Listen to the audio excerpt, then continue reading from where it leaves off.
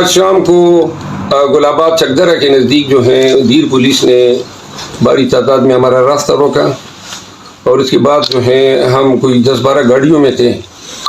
انہوں نے مجھے زبردستی اغوا کرنا چاہا، لیکن بہرحال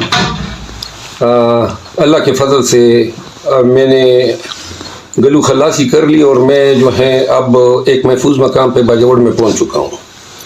کل ہمارا کنونشن ہے، ہر حالت میں ہم کنونشن کریں گے.